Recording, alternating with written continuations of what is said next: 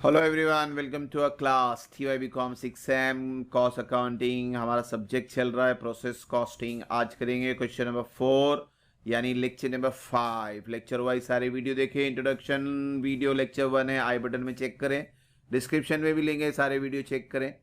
Question number 4 शुरू करते हैं बच्चों। तो क्वेश्चन नंबर 4 हमारे पास है, product x is obtain after it is process through 3 distinct process. For information है, प्रोसेस ABC है, मटेरियल का बाइफिकेशन है, प्रोडक्शन ओवरहेड का बाइफिकेशन नहीं है। अच्छी बात है। नॉर्मल लॉस परसेंटेज दिया हुआ है, स्क्रैप वैल्यू पर यूनिट दिया हुआ है, एक्चुअल आउटपुट यूनिट दिया हुआ है। 2000 unit at 4 per unit by introduce in process a. Initial input हमको हमेशा चाहिए, हमेशा चेक करने का इनिशियली इनपुट कहाँ दिया हुआ है। तो 2000 इंटू 4, अच्छी बात है। डेबिट एंट्री, ये भी तीनों डेबिट एंट्री है। प्रोडक्शन ओवरहेड, इसके बारे में बात आ रही है, is to be distribute as 100% of direct labour. Direct labour का जो परसेंटेज होगा वो, तो हेडेक नहीं। यहाँ पे देखो दोनों का फिगर सेम ही है, यानी प्रोडक्शन ओवरहेड में अननेसेसरी कैलकुलेशन बढ़ा रहा हो तो कॉपी पेस्ट कर देना सीधा। लेबर का 9 तो यहाँ पे भी 9 रहेगा, क्योंकि रेशो बनाएंगे तो वही रेशो बनेगा, क्योंकि दोनों का मेन फिगर सेम है। तो इसके बारे में हेडेक लेना नहीं। क्या बोलते हैं, there is a no stock और वर्किंग प्रोग्रेस। अच्छी बात है। You are required to prepare process account.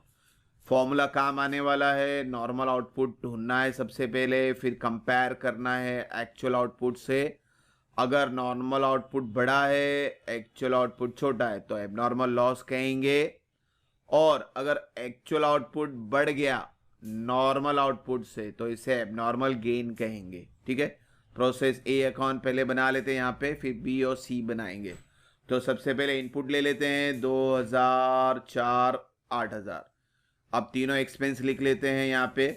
देखो सेम बताया मैंने, लेबर प्रोडक्शन का फिगर सेम रखने का आपको, क्योंकि 100% बोला है इसीलिए। फिर क्या करते हैं हम लोग, नॉर्मल लॉस निकालते हैं। उसका परसेंटेज है 10%, इनपुट का 10%। तो 2000 का 10% 200 आया, और इसका रेट दिया हुआ है 2, तो मल्टीप्लाई कर देते हैं, तो आ गया 400। अब निकालेंगे नॉर्मल आउटपुट, यानी 2000 को 200 से पहले माइनस करेंगे, तो आपका नॉर्मल आउटपुट 1800 है और एक्चुअल आउटपुट भी 1800 है। यानी ये प्रोसेस में ना ही एबनॉर्मल लॉस है, ना ही एबनॉर्मल गेन है। तो हम इसको डायरेक्टली क्लोज कर सकते हैं। हाँ, एक चीज़ और है, सीपीयू हर समय बताना है।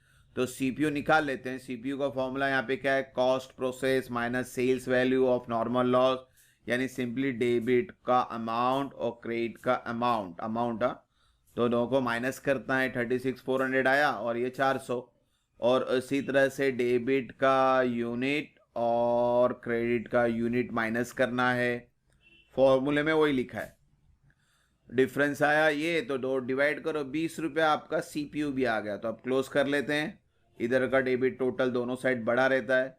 और फिर डिफरेंस 1800 आया, रेट 20 का दिया हुआ है, और 36,000। तो ये बैलेंसिंग फिगर आ गया हमारा। इसमें एबनॉर्मल लॉस एबनॉर्मल गेन नहीं है, बिकॉज नॉर्मल आउटपुट और एक्चुअल आउटपुट सेम था इसलिए। अब चेक करेंगे प्रोसेस बी को। और ये चीज़ ध्यान देना, अभी प्रोसेस बी में ये इनपुट बन के जाएगा। इनपुट करना है इसको 1820, 36,000। तो प्रोसेस बी में इनपुट कर डालते हैं 1820, 36,000। अब इनके जो एक्सपेंस है वो ले लेते हैं। 3 एक्सपेंस है, याद रखें। प्रोडक्शन ओवरहेड को सेम लिखने का। नॉर्मल लॉस निकाल लेते हैं। नॉर्मल लॉस 20%, 1800 का 20%, तो ये आया 360। और रेट दिया हुआ है 4, तो 360 मल्टीप्लाई बाय 4, 1440। अब निकालेंगे नॉर्मल आउटपुट। 1800 को 360 से माइनस कर लेते हैं, तो डिफरेंस आया 1440 का। This is your normal output. इसको कंपेयर करेंगे एक्चुअल आउटपुट से। अब बच्चों ये केस में नॉर्मल आउटपुट बड़ा है, यानी ये हो गया एबनॉर्मल लॉस। तो 360 और 1440 का जो भी डिफरेंस होगा, वो डिफरेंस को हम क्या बोलेंगे, abnormal loss. Abnormal gain debit में आता है, एबनॉर्मल लॉस क्रेडिट में आता है, इसको ध्यान देना। और डिफरेंस बताना है आपको। 1440 को 1360 से माइनस के 80 आया। अब यहाँ पे चाहिए सीपीयू। सीपीयू का फॉर्मूला है पूरा डेबिट का अमाउंट को क्रेडिट के अमाउंट से माइनस करना, और सेम वे डेबिट यूनिट को क्रेडिट यूनिट से, यानी 360 का लिया 80 नहीं, और फिर दोनों को बाद में डिवाइड करना है आपको। तो ये हुआ 73,440 और क्रेडिट का 1440, दोनों माइनस करेंगे। सेम है डेबिट का 1800 और क्रेडिट का 360, दोनों को माइनस कर लें। जो भी डिफरेंस है डिवाइड करें तो आपको सीपीयू मिल गया 50 इंटू 80 4000। और यही सीपीयू ट्रांसफर में भी काम आता है, और ट्रांसफर हमेशा क्रेडिट साइड ही आता है क्योंकि आपका डेबिट ही बड़ा रहता है। तो इसको क्लोज कर लेते हैं। आपका डेबिट साइड रेट नहीं लिखना, यूनिट और रुपीस का टोटल करें। डिफरेंस आएगा आपका वो ट्रांसफर टू प्रोसेस सी। तो इसका भी रेट क्या रहेगा बच्चों 50। तो 50 इंटू 1360 करो तो भी वही फिगर आएगा, और 73,440 को 5,440 से माइनस करेंगे तो भी वही आंसर आएगा। तो आपके ऊपर है, जैसा करना है वैसा करें, फिगर आपको 68,000 ही आने वाला है। अब प्रोसेस सी में चलते हैं, इसको इनपुट बना लेते हैं पहला। तो इसको यहां इनपुट कर लेते हैं। तो इनपुट फ्रॉम बी से आ रहा है, ये नामकरण अच्छे से करना आपको। क्या बोलते हैं, अभी सारे एक्सपेंस ले लेते हैं। इसके भी 3 है। प्रोडक्शन सेम रहेगा लेबर की तरह। नॉर्मल लॉस 25% ऑफ 1360, तो 340 आया और रेट दिया हुआ है तो 340 इंटू 5 1700। अब वापिस से वही चीज चेक करना है कि भाई नॉर्मल आउटपुट कितना है, पहले वो चेक करेंगे। तो यानी 1360 को 340 से माइनस करेंगे तो आपका नॉर्मल आउटपुट है 1020 और एक्चुअल आउटपुट है 1080। तो अब यहाँ पे कौन बड़ा है, नॉर्मल की एक्चुअल? एक्चुअल बड़ा है। अगर एक्चुअल बड़ा है तो उसे क्या कहेंगे, गेन।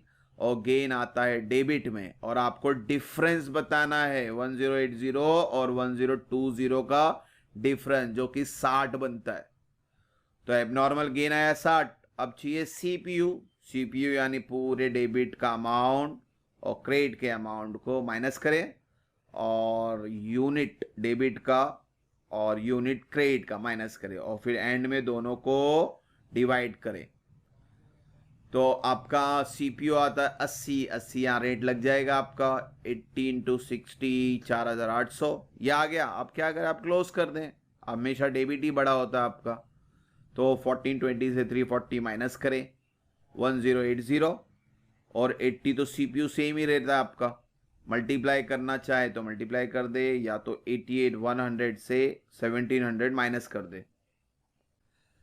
इस तरह से ही आपका आंसर फाइनलाइज हुआ। फिनिश स्टॉक अकाउंट लास्ट में लिखना है, उसको याद रखना। हमेशा ट्रांसफर नहीं लिख सकते, लास्ट प्रोसेस में फिनिश स्टॉक अकाउंट लिखना आपको।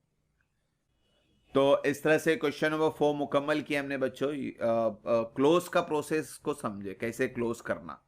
तो सबसे पहले वापस से बता दूं आपको, पहले एक्सपेंस को पहले पोस्ट करना है, फिर नॉर्मल लॉस लिखना है, फिर नॉर्मल आउटपुट ढूंढना है, कंपेयर करना है एक्चुअल आउटपुट से, पता चलेगा एबनॉर्मल लॉस है या गेन है, फिर बाद में क्लोज करके बैलेंस निकालना है, और लास्ट वाले को याद रखना फिनिश स्टॉक अकाउंट लिखना है आपको। तो बच्चों क्वेश्चन नंबर 5 में जल्दी मिलेंगे। होप सो यहाँ तक कोई डाउट नहीं है। Thank you for watching the video. God bless you.